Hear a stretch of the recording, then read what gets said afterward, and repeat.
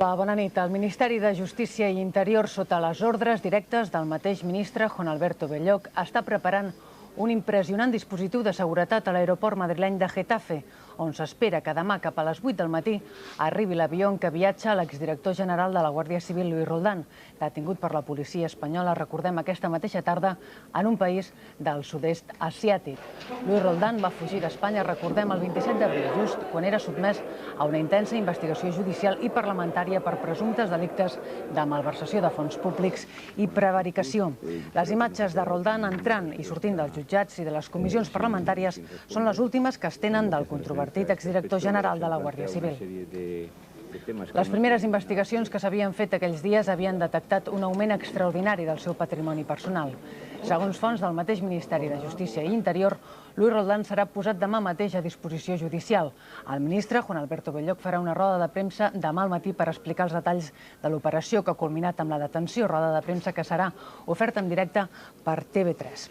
Segons algunes fonts, en la detenció de Roldán ha jugat un paper molt important de l'exdiplomàtica Francisco Paesa, relacionat amb el seu dia amb el cas dels GAL. Segons aquestes mateixes fonts, Luis Roldán ha dit en el mateix moment de la seva detenció que no pensa empassar-se res que no hagi fet. Fonts del Departament d'Interior han informat que l'exdirector general de la Guàrdia Civil viatja acompanyat per un grup de 5 policies espanyols.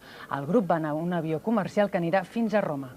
En aquest aeroport canviaran d'avió i viatjaran a Espanya en uns aparells de les forces aèries espanyoles.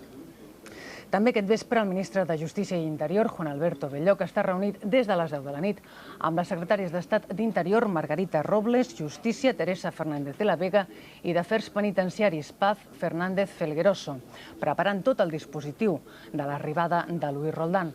La reunió es fa a la seu de la Secretaria d'Estat d'Interior, al número 5 del passeig de la Castellana, des d'on Margarita Robles ha estat treballant tot el dia per restablir la forma en què Roldán havia de ser repatriat. Són imatges que s'han recollit aquesta mateixa nit. Tot i que en aquesta seu d'Interior es notava una gran activitat en aquestes primeres hores de la nit, fins demà al matí sembla ser que no donaran més informació, al·legant motius de seguretat. Per primeres hores del matí, com dèiem, hi ha convocada una conferència de premsa en què el ministre Juan Alberto Belloch informarà de tota l'operació. I tornem a connectar en aquests moments amb Madrid per conèixer més dades sobre la detenció de Luis Roldán, l'exdirector general de la Guàrdia Civil. A Madrid hi ha Joan Carles Peris. Bona nit, Joan Carles. Què se sap de nou? Bé, poques dades noves. En principi el que cal fer són algunes puntualitzacions. D'entrada, advertir que no hi ha més informació oficial que estrictament el que és la notícia de la detenció i la notícia de que demà arriba a Madrid a estar a disposició judicial. Diguem que no està encara definitivament clar si la detenció s'ha produït a Laos o a Tailàndia, els dos països en els quals es diu la hipòtesi de que ha estat detingut. Sembla que la policia d'aquest país en qüestió el va detenir ahir diumenge i que avui ha estat lliurat als 5 policies espanyols que han seguit la investigació i que l'acompanyen en aquest trajecte fins a Madrid.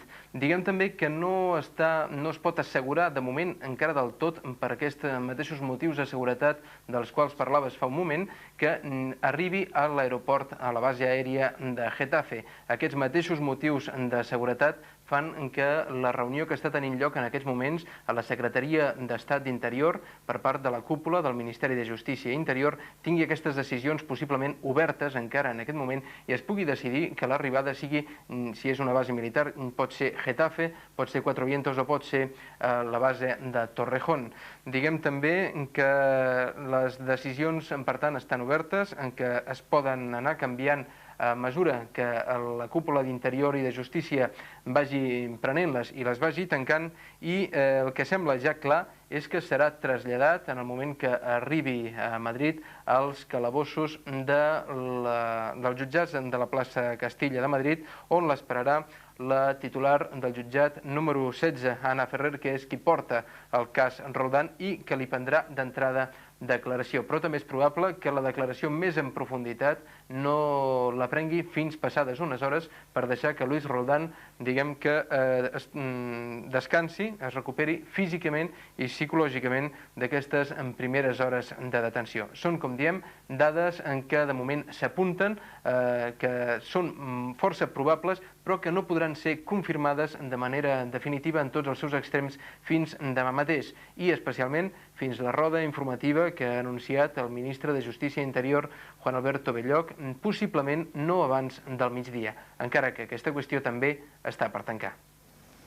Gràcies, Joan Carles Peris, i fins una nova connexió. Bona nit, Madrid.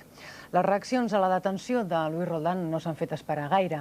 El secretari general del Partit Popular, Francisco Álvarez Cascos, ha dit que els espanyols ja saben a qui han de passar factura per la trajectòria de Roldán i ha dit que ja era hora que els detinguessin després de 304 dies de fuga.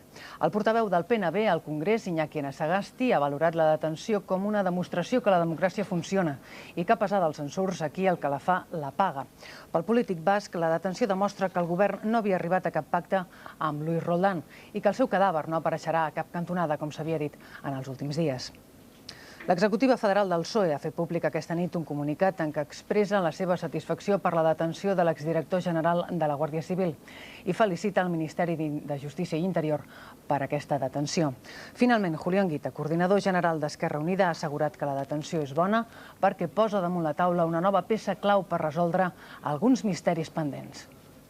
A partir de ahora que tenemos un testigo de excepción, una persona que ha manejado fondos reservados, que por el puesto que ocupaba, y aparte de declaraciones que haya hecho, se atribuía una gran información y que lo han detenido en un momento muy especial de la vida política española. A partir de que tome el avión tierra en España y pase a disposición de la señora juez, comienza una nueva fase de todo este proceso en el que estamos inmersos. Una fase sin duda apasionante. Aporta la seguridad de que el Estado funciona y que lo demás es bastante especulación y literatura. Es una muy buena noticia para la democracia española y he de decirlo, especialmente para los socialistas. A Catalunya, el secretari general de Convergència i Unió, Miquel Roca, s'ha mostrat molt satisfet per la detenció de Luis Roldán i ha manifestat que amb l'acció policial d'avui es consolida el sistema judicial espanyol. A mi em fa una gran satisfacció perquè penso que l'acció de la justícia no se li pot escapar a ningú i, per tant, fins i tot aquests que podien haver tingut la il·lusió o l'esperança de ridiculitzar la importància del sistema judicial i policíac de l'estat espanyol, penso que avui en aquest moment han de reconèixer que aquest sistema s'ha consolidat i que el retorn d'atenció de Roldán i portar-lo a Espanya per posar-lo a disposició de la justícia és un èxit que ens ha de congratular tots aquells que ens sentim, diríem, vinculats i molt afectes i molt solidaris amb el que és l'acció democràtica en un estat de dret. Era la reacció de Miquel Roca, secretari general de Convergència Democràtica de Catalunya, i aquesta que veuran la reacció de sorpresa i alhora d'incredulitat d'alguns ciutadans a qui s'ha preguntat sobre la qüestió a l'entrada d'un cinema de Barcelona. Que han detingut el Roldán, me sembla molt bé. A veure si recuperem els calés que ens han portat. Ens agafa de sorpresa perquè no teníem ni idea. Vull dir que són tantes coses que es poden opinar que no sabem què dir. De moment això no és. De moment és una bona notícia, vull dir, d'entrada és una bona notícia. Pues hombre, que ja era hora, que hagués aparegut. No sé si l'han fet aparèixer o ha aparegut així perquè l'han buscat, però ja feia falta, A ver qué van a hacer, que se vea bien claro lo que hacen con él, porque hasta ahora no vemos nada, con ninguno se ponen duros. Ara, jo crec que és que l'han trobat quan l'han buscat, suposo, Suposo que ja sabia d'on era. Ja han trigat una mica més, per interessos d'ells, res més. Me parece muy positivo y, no sé, y muy importante, ¿no? Aunque también me parece también, no sé, como una forma de apaciguar un poco los ánimos. El Roldán jo crec que sap alguna més, jo crec que serà una cadena fins que s'acabi la cadena, però jo crec que algun més caurà, perquè el Roldán no crec que es quedi callat. Em sembla una mica alguna sorpresa més tindrem. Era la reacció, com dèiem, de sorpresa d'alguns ciutadans que coneixien la notícia de la mà de l'equip de reporteres de TV3. Estem a punt d'acabar aquest avanç informatiu. Abans els volem recordar que demà TV3 els oferirà en directe la roda de premsa del ministre de l'Interior, Juan Alberto Belloc, que informarà sobre la detenció de Luis Roldán. Sobre aquest extrem, si hi ha qualsevol nova informació, els l'oferirem de seguida. Si no, els hem d'emplaçar ja a l'edició de nit del Telenotícies, que serà al voltant d'un quart d'una aproximadament. Fins aleshores, que tinguin una bona nit.